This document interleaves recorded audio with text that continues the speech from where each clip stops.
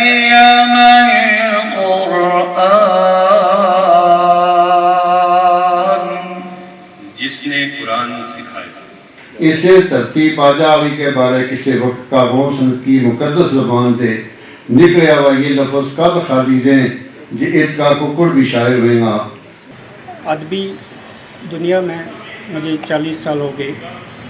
میں نے اردو سے شروعات کی، پھر گوجری، پہاڑی، پنجابی، انگریزی سب میں لکھا۔ کسی کی ترجمانی بلکہ اپنی ترجمانی کرنا بھی انسان کے لیے مشکل ہو جاتا ہے، اور اللہ تعالیٰ کے پیغام کی ترجمانی کرنا تو بہت مشکل کام ہے۔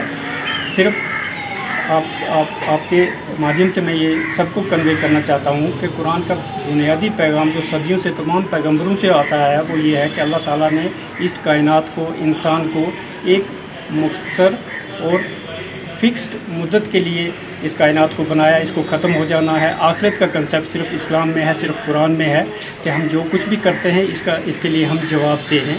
یہ ایک ایسا کنسیپٹ ہے جو دیگر ریلیجنس میں ایسا نہیں ہے۔ تو اللہ کے پیغام کو آخری نبی کے بعد پوری دنیا تک پہنچانا وہ ہر مسلمان کے لیے ضروری تھا۔ کوئی بھی جو لینگویج ہے وہ سویلائزیشن اور ہسٹری کا وٹنس رہتی ہے، اور لینگویج کے تھرو ہی یہ چیزیں اکراس دا جنریشن ٹرانسمٹ ہوتی ہیں، ٹریول کرتی ہیں۔ ایک بہت بڑی بات ہے کہ وہ چند لینگویج جس میں ہولی قرآن کا ترجمہ کیا گیا ہے، گوجری زبان بھی اس میں سے ایک ہے۔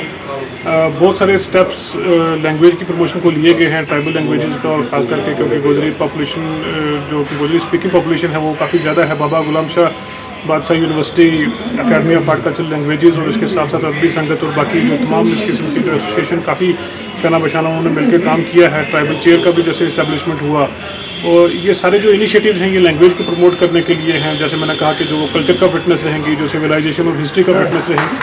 اگر ہم بالکل تھک ہار کے بیٹھ جائیں گے، کچھ کریں گے نہیں، مشکل سمے آج بھی ایک المیہ یہ ہے کہ ہم سب لوگوں نے قرآن کو گھروں میں ایسی جگہ پہ رکھا ہے جہاں بچے کا ہاتھ نہ پہنچے، جہاں بے ادبی نہ ہو جائے۔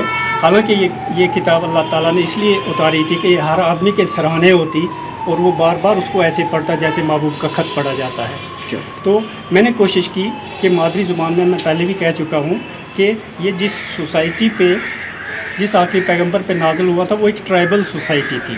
تو ایسا نہیں ہے، ٹرائبل سوسائٹی کے اوپر جس پہ اتری ہماری بھی ٹرائبل لینگویج ہے، اور ہمیں اس میں اتنی زیادہ مشکلات نہیں آئی جتنی کسی ماڈرن زبان کو مشکل پیش آتی ہے اس کو ٹرانسلیٹ کرنے میں۔